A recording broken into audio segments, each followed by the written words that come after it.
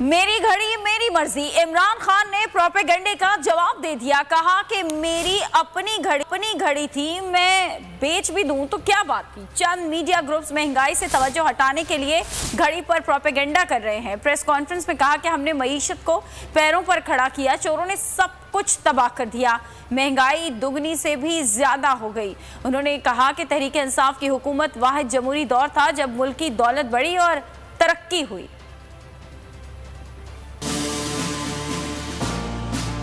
ہم جو پاکستان چھوڑ کے گئے تھے، یہ جو ہمیں انہوں نے رجیم چینج پہ کیا تھا، اس وقت پاکستان کی 2022 میں 2021 میں پاکستان کے جو جی ڈی پی دولت میں اضافہ ہو رہا تھا وہ 5.7% تھا۔ تو ہمارے دور میں اس کے باوجود کہ کرونا تھی، یاد رکھیں کہ دنیا نے اکنالج کیا تھا کہ پاکستان وہ 3 ٹاپ ملکوں میں جس نے سب سے بہترین طور پہ کرونا کو مینج کیا۔ اس کے ثبوت کیا ہے کہ ہم نے اپنی اکانومی بچا لی، اپنے غربت بچا لی، اپنے روزگار بچایا لوگوں کا۔ آج انٹرنیشنل مارکیٹ میں تیل کی قیمت کیا ہے؟ $80 سے بھی نیچے آ گئی ہے۔ آج $70 اور $80 کے بیچ میں قیمت ہے۔ ہمارے دور میں $103 سے $115 تک تیل کی قیمت تھی۔ مجھے افسوس سے کہنا پڑتا ہے کہ وہ چینلز جو آج چپ کر کے بیٹھی ہوئی ہیں، سناٹا چھایا ہوا ہے، وہاں بول نہیں رہے، وہ ان کو عمران خان کی گھڑی کی پڑی ہوئی ہے۔ یہ بھی پہلی دفعہ ہوا کہ میں اپنی گھڑی بیچوں، اس کے اوپر ہی شور مچ کیا ہے۔ ذاتی گھڑی ہے، میں اسے بیچوں، میں جو مرضی کروں اسے، اس کے اوپر